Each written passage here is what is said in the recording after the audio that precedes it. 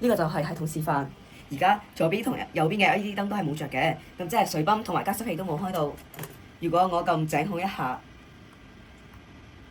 加濕器咧就會進入自動模式。咁如果而家嘅濕度係低過預設值嘅時候咧，個加濕器就會自動開啟㗎啦。咁而家唔係，咁所以加濕器咧就冇開到㗎。如果我想更改預設值嘅時候咧，我只要撳呢個掣，咁就會進入更改預設值嘅畫面。咁我哋輸入新嘅預設值，例如70度。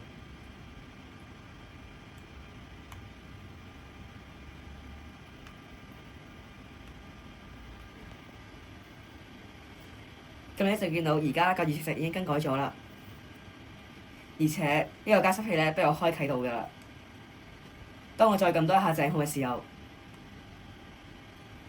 呢個加濕器咧就會進入長開模式，不論濕度都會開啟嘅。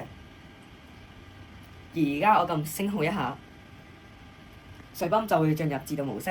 如果而家嘅溫度係高過預設值嘅時候咧，個水泵就會自動開啟嘅。咁因為而家嘅溫度唔係高過預設值，所以水泵係冇開㗎。我哋都可以撳呢個掣去更改預設值，例如20度。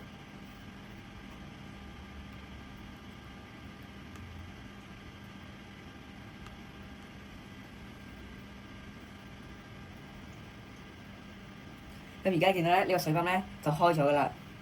再撳一下升好，咁咧呢個水泵就會進入長開模式，不論溫度咧都會泵凍水出嚟嘅。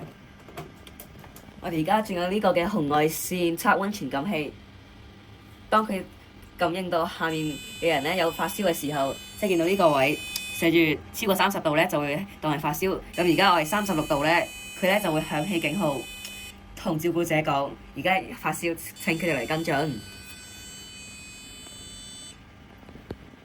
同埋我哋仲可以撳按鈕嚟控制呢個冷凍板嘅升高同埋下降。我而家撳一撳呢一掣，冷凍板咧就會較高啲；撳呢一掣，冷凍板咧就會上返去，有一個最適合用家嘅高度。